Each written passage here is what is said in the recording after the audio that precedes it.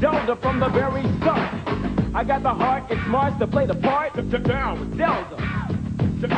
Creeping through with an overhead view, cause a man's gotta do what a man's gotta do. So I stay on track, collect the facts, never cut the slack, and I always watch my back for Jack. Down with Zelda, yeah. Strong I stand, I'm the man with the plan, cause the power's in my head and the power's in my hand. Down with Zelda. Game Boy sold separately. Hey guys, this is Nebbit1212, and today I'm going to be talking about one of the best portable Zelda games ever made.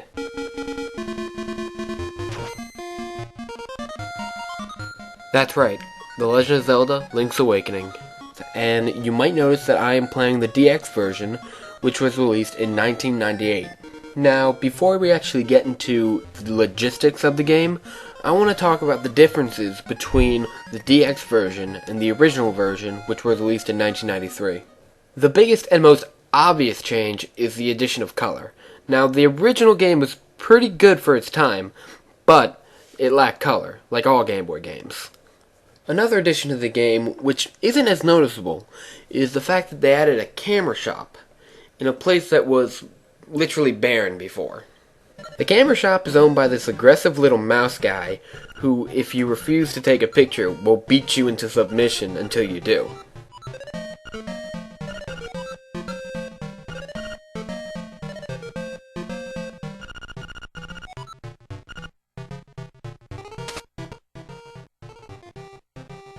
Also, he'll follow you around, take pictures of things that, scenes in the game, and then you can keep them in your little album.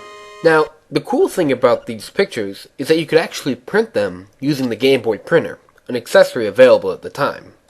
When I first got the game, I couldn't afford a Game Boy printer. But years later, I bought one used, and the print quality, for what it is pretty good. But really, like most Nintendo accessories, it was just showing what the Game Boy could do, and not really enhancing the gameplay at all. Now, the last major difference between the DX and the original version is that the DX manual was a lot bigger. 14 pages bigger. But everything in the DX manual is in the original manual. They're just spread out a little bit more. And obviously the DX manual is a lot more colorful. Also, the game's title logo is a lot more similar to A Link to the Past logo in the DX version. But the boxes are literally the same. Enough talk about little differences. Let's move on to the actual game. Before you start playing, we get this little intro scene with a stormy night and a ship rolling into view.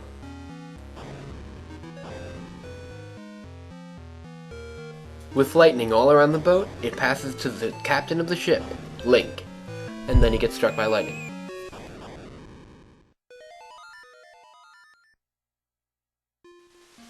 Then we go to a scene where we find a girl walking along a beach. Later we found out this girl's name is Marin, but for now we don't know.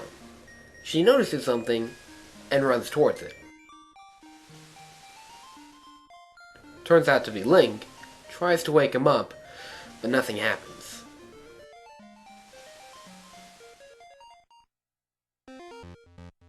Then we go up the mountain. It shows the title screen. Pretty damn epic if you ask me.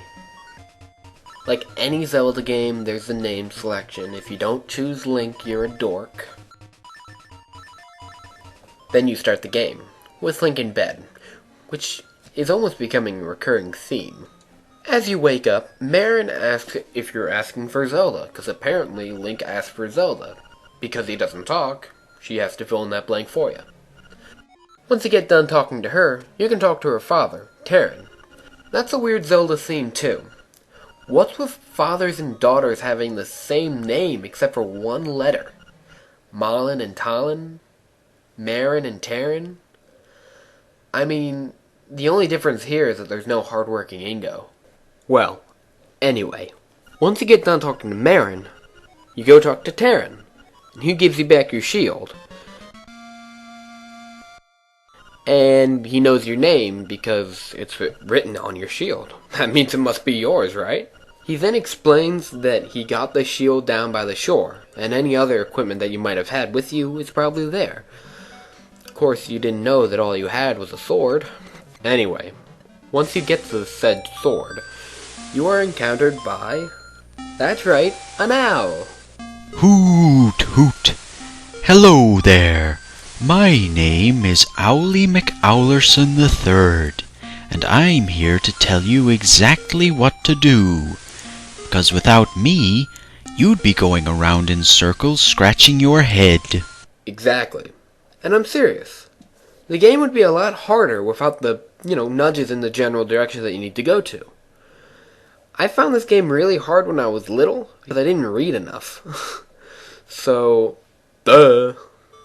Once you get back to town, you want to make some money so you can buy some items.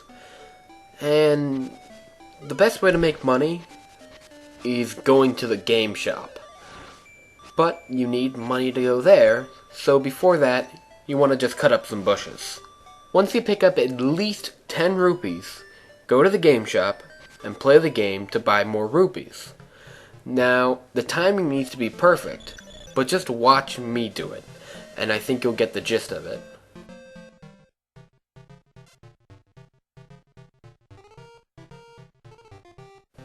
Pretty much, if you repeat what I just did there, over and over and over again, you can get anything in the game. Also, there's a Yoshi doll in there, and everyone wants a Yoshi doll. It seems to be showing up everywhere these days. The Yoshi doll is actually a part of the trading game, and trading gets you a special item at the end, so you might want to look into trading if you ever get this game. Also, there is an item called magic powder. Now, the powder is useful because it lights torches, and it unlocks certain areas of the game. Now, once you have enough money and all the items out of that place, except for the shield and the heart, because really, those two things are just useless, go 2 squares up where you can buy a shovel for 200 rupees. You'll have to spend a little bit of time at the game shop to get that much money, but it's worth it. Once you buy the shovel, and this is a little trick, press all the buttons, A, B, select, and start. What that'll do is it'll take up the save and quit or continue screen. When you save and quit, it'll go back to the title. When you go back to your game, however, you'll see that all your rupees are still there. Well, most of them. And you just scanned the shop owner. But it's just a little glitch in the game, and it doesn't really harm anything. It's not like actually stealing from the shop owner, which will get you killed. Once you buy the shovel, also buy some bombs, because you'll need those later on. Once you have all this equipment, go up to the forest, just like the owl told you to on the beach. But I kinda got sidetracked and played a bunch of games before that. Oh well. In the forest, you learn that you need to find a key to unlock the first level. And on your way, you find a raccoon. Which is weird. You sprinkle him with powder and, well,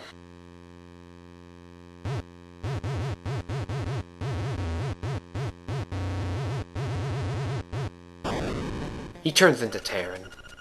Pretty much, Terran is just like a little cameo to Mario. One thing, he kinda looks like Mario. And another thing, he eats mushrooms. Also, he became a raccoon. Mario even does that.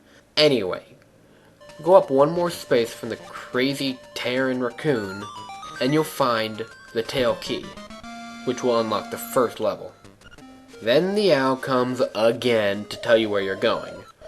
Pretty much, he's already getting annoying. And pretty much, I don't want to give away any more information about the game.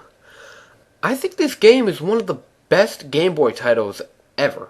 It made #1 in Nintendo Power's list. It has a huge overworld map, great visuals for the time and the system, great characters, and an engaging story. Pretty much you can't get any better than that. So, if you have the chance and the money and the system, try to find this game and try to get a hold of it. Just play it. Trust me, you'll like it. If you like Zelda, you'll like this game. It was the first portable Zelda game on a portable system. there were Game & Watch Zelda games, but let's not get into that. I'll be here forever. Anyway, tell me if you've played the game and what your thoughts are on it. Or, tell me if you haven't, and tell me what you thought of this video. That's it for Never Tell 12. See you guys next time. また出たゼルダの伝説ゲームボーイでやっぱり出たこの度リンクがついたのはどこかの海の変な島こいつは夢か幻か島から全然出られないどうしようゲームボーイでどこでもゼルダの伝説夢を見る島